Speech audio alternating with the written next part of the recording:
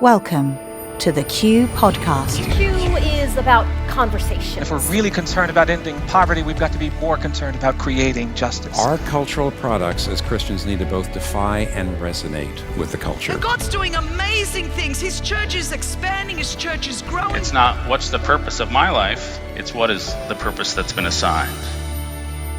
Stay curious, think well, advance good. This is Q.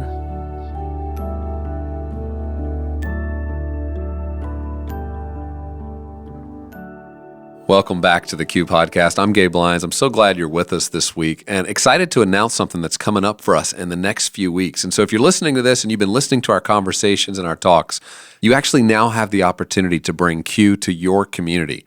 On October 13th, Thursday evening at 7 p.m., we're doing something we haven't done before, and we're making available a Q Commons simulcast that you can host in your church for your people. So if you've been engaging this conversation and wondering, how could other people engage this? How can we have conversations about it?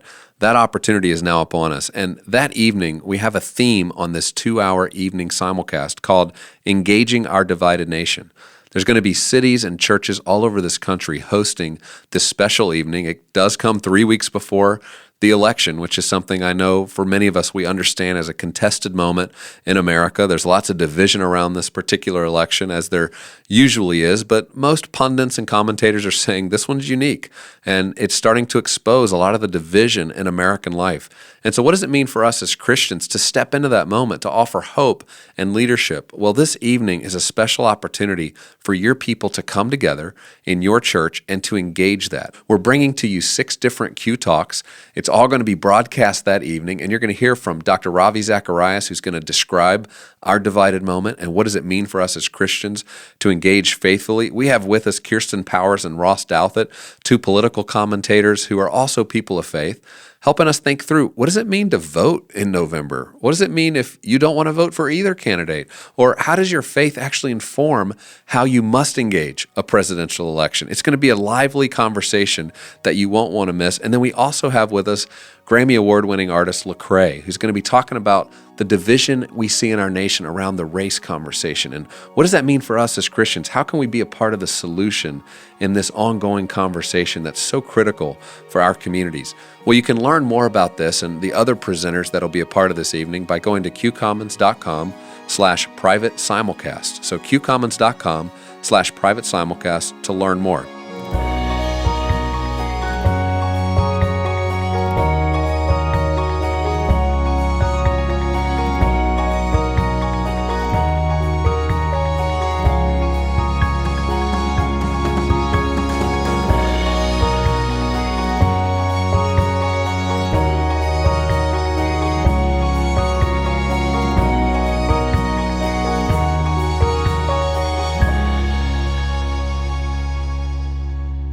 I would certainly encourage folks to look at serving in an elective office. You know, I still retain a real sense of optimism about the country. I think that what they need to be doing in Washington and what political leaders need to do is to focus on the future. And if you look at the future and you identify issues that are absolutely critical to the country, and I would say it's education, it's infrastructure, it's building a strong economy, and you work on those things, and you work on them again with this whole idea of being respectful, doing your job responsibly, and trying to get results, we're going to keep moving forward.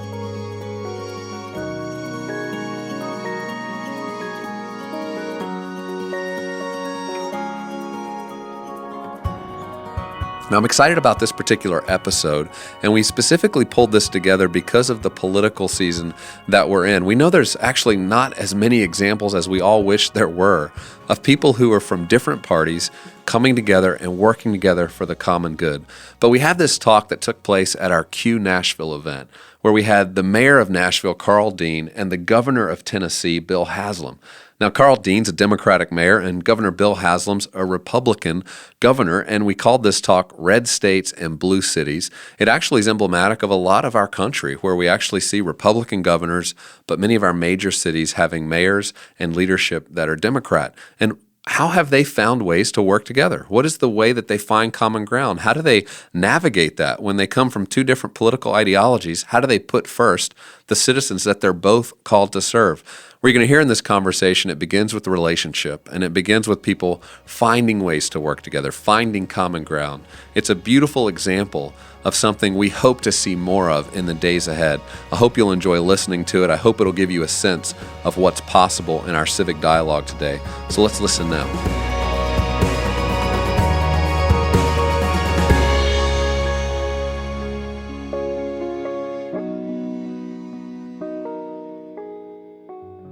If many of you have paid attention to what's happening in Nashville these last few years, it's just experienced explosive growth. Everybody's talking about it. It has this phrase, the third coast. So people in New York and LA describe Nashville as the third coast, where many people are starting to come and business is happening. So many things are happening, and much of that has happened under the mayor's leadership. And so we're going to ask them some questions about what it's like to lead in a red state and a blue city, both having different political ideologies, but having to work together. And so it's going to be a fun conversation. Will you join me in welcoming Governor Bill Haslam and Mayor Karl Dean?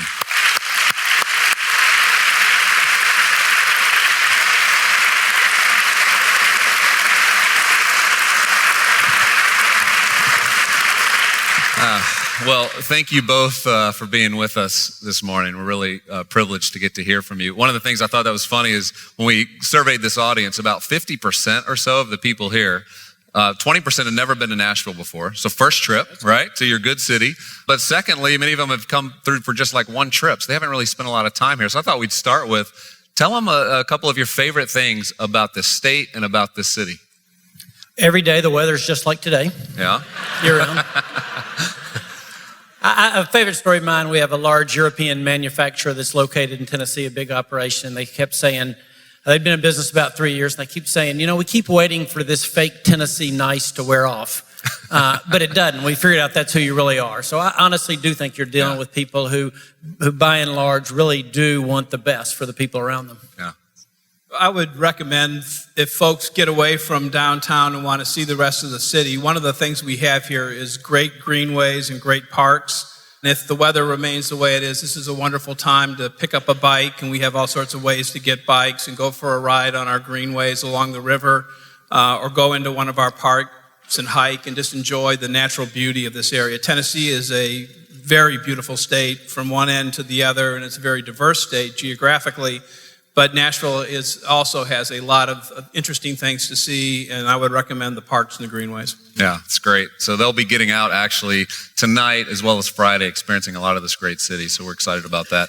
Now to the probably most important thing I want to talk about this morning is that you both represent something serious that's happening in our country right now. We've seen over the last few decades a big shift. Our cities are becoming much more liberal and what would be described as democratic. You look at the last election, 2012, 27 out of 30 of the most populous cities voted Democrat. And then on the Republican side, you see the countryside remaining red. And so we've all seen those electoral maps when we see a presidential election. You see so much red. You see these little blue dots popping up, these cities that are just markedly blue. You can see the illustration here of what our country looks like. So in that kind of an environment, it must be incredibly difficult to govern because you're responsible as the governor of the entire state to manage both governing people that are in cities who have markedly democratic and liberal views, as well as those who are deeply conservative and Republican. How, Governor, do you manage within that kind of a political contrast in your role? So that would be true here. Our state legislature just adjourned last Thursday, and 132 members in the legislature, I think something like 90 of them are Republican. But of our 5 largest cities in the state, they are all led by people, they don't all run on a partisan basis, but they're all led by people who are Democrats. So that does play out. One thing that actually helps in that issue on the state and local level is because cities and states are forced to balance their budgets, the issues look a little different. And so, whereas in Washington you don't have that situation, there's a lot of issues that end up being philosophical discussions, but nobody ever has to make a decision about we're going to spend this and not spend that. Because of that, you're forced to get on the same page a little bit more than you are in Washington. Makes sense. How about you, Mayor?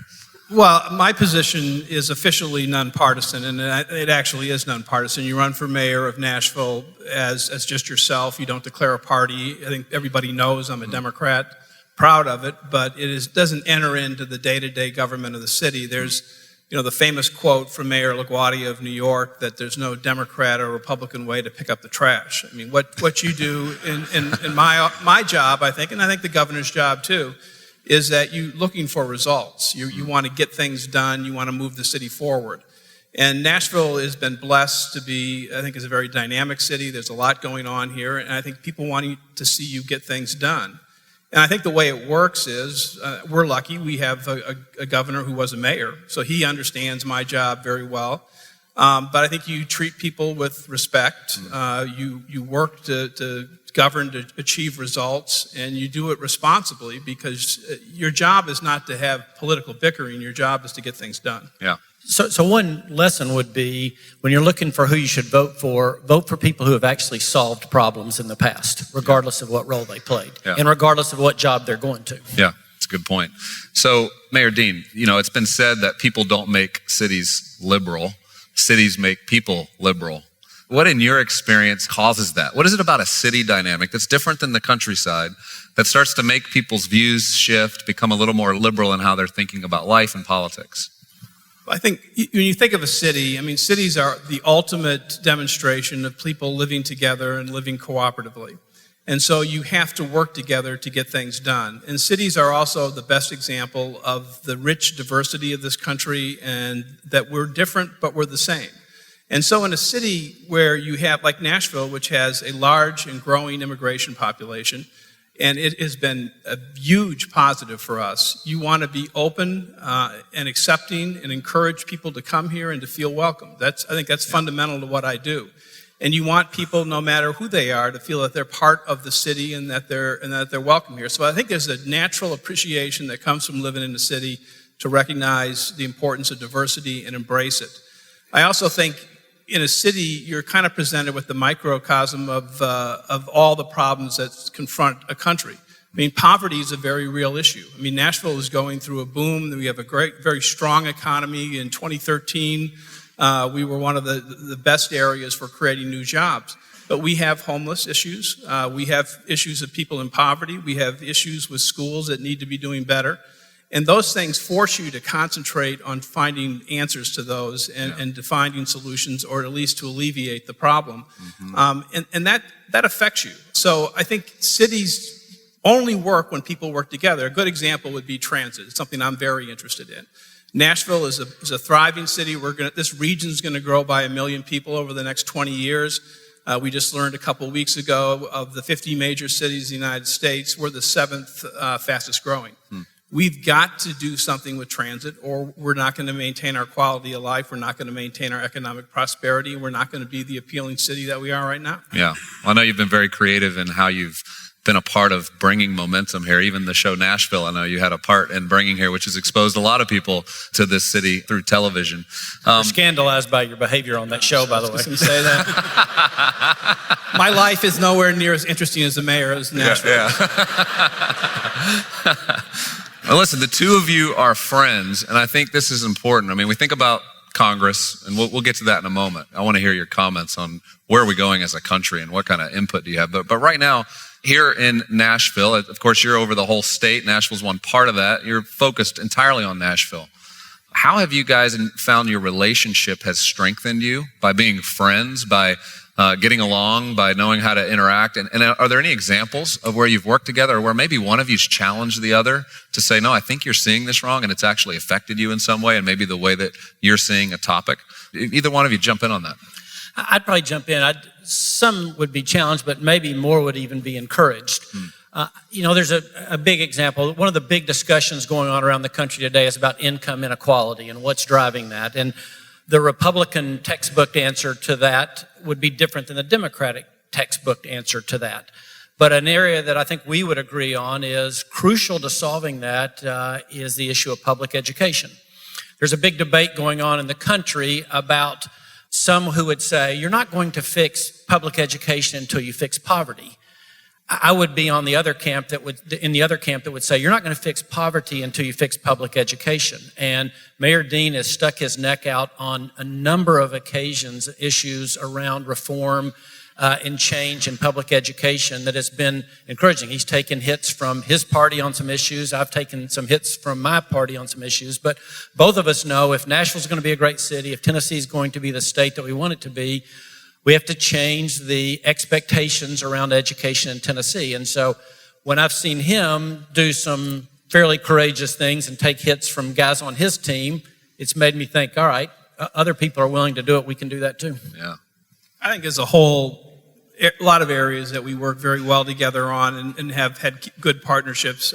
Education is a good example of that. I think the governor put together a wonderful Department of Education. He is a national leader in education reform, and I'm a big believer in that. And again, that's a good example where I don't think party labels mean much when you're trying to get results. Right. You got to do what's going to make a difference. We work very well together on economic issues. I think we're both big believers that you got to create jobs, you got to create opportunities. You want this place to be a state and a city where people come to live their dreams. And you can only do that if there's a strong, viable economy and where there's more and more jobs.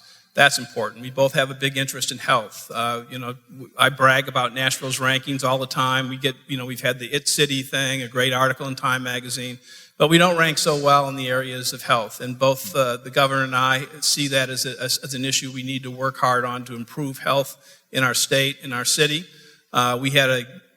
We're building a new AAA baseball stadium downtown that would not have been possible without the governor's help. I mean, he was very cooperative in getting that done. We built it largely on state land. It was not an easy thing to do, but it happened because the governor understood what the city needs were. Yeah, that's great. Good examples. Thank you for sharing that.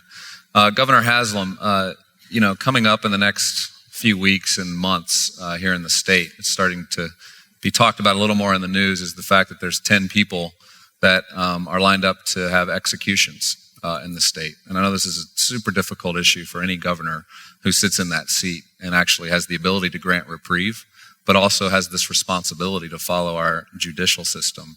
As a Christian man, I'm wondering, how do you handle that? How do you think about it? I know it can't be easy, but let us in as much as you can to what you go through sitting in that seat and how you process something like that. So the most honest answer is I don't know, because they're working their way to me, but one hasn't actually hit with this is a real date that's set and you have a decision to make. So I can't honestly answer when it comes down to 11 o'clock at night, the night before, exactly what that will feel like and look like.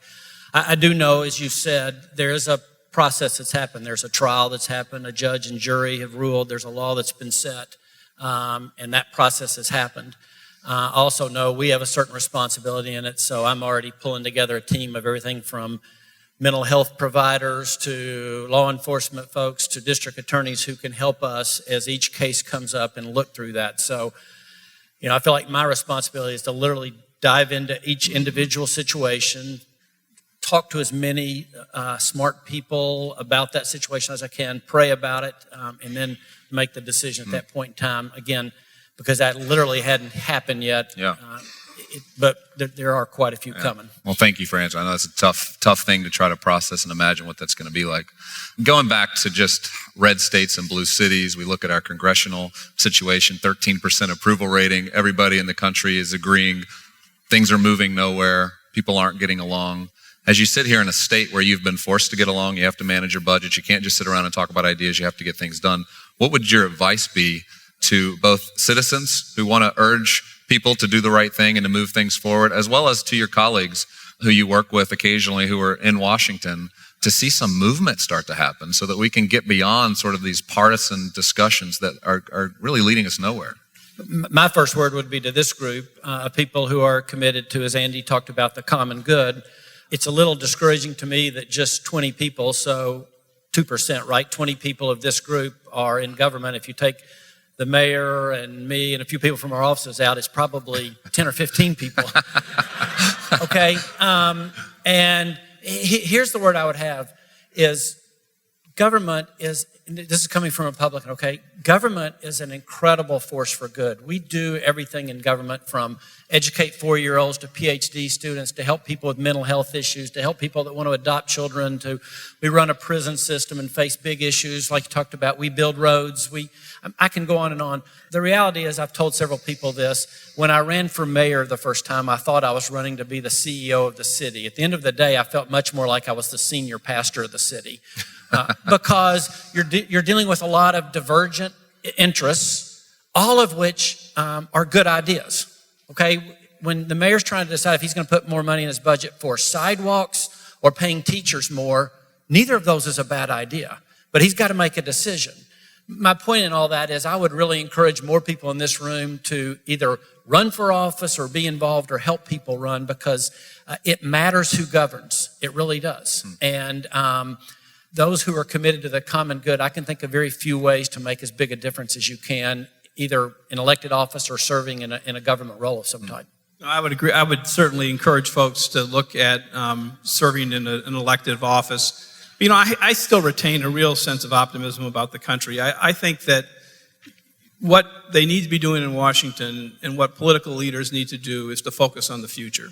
And if you look at the future and you identify issues that are absolutely critical to the country, and I would say it's education, it's infrastructure, it's building a strong economy, and you work on those things, and you work on them again with this whole idea of being respectful, doing your job responsibly, and trying to get results, we're going to keep moving forward. And so that would be my sense of how things should go.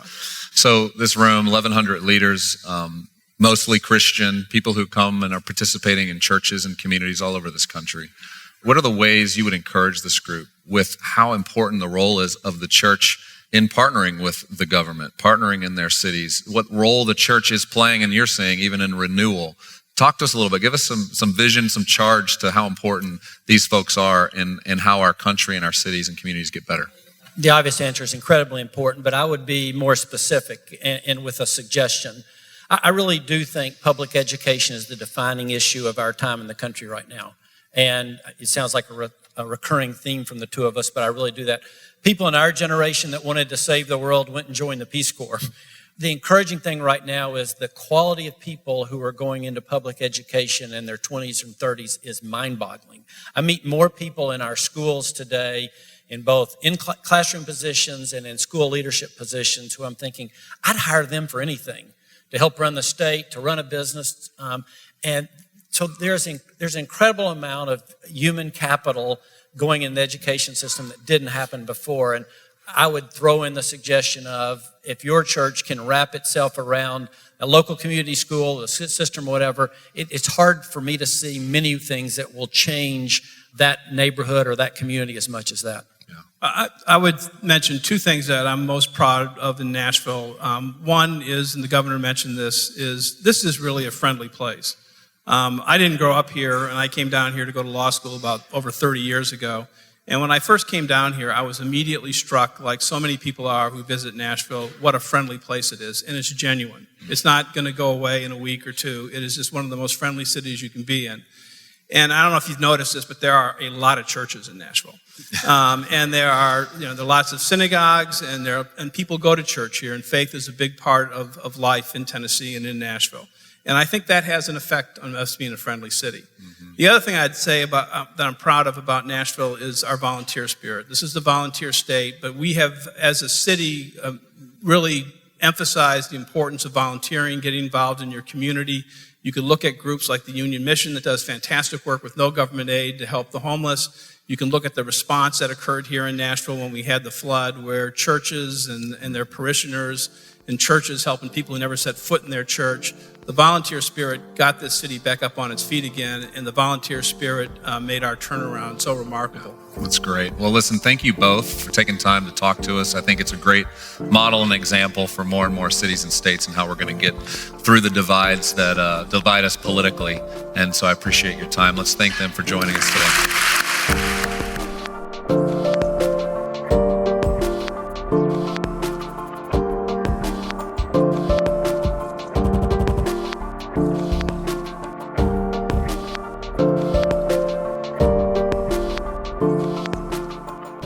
hope you enjoyed listening to this conversation. It shows us that where there's a will, there's a way, and where people are serving others and finding ways to do that together, there is hope that exists. Well, I hope as we head into this political season that you know your friends here at Q, we care about common ground. We care about working with people where there might at surface level seem like there's division, but where we know underneath that there's a longing and a desire to civically find ways to get along. In fact, in our research on leading in a pluralistic society, which you can look at qideas.org/research, you can see in this project where we actually see that the majority of Americans want to find common ground. They see themselves as people who are living in this middle space, who don't care about being on these polarized ends of the spectrum, but really do care about finding ways to work together.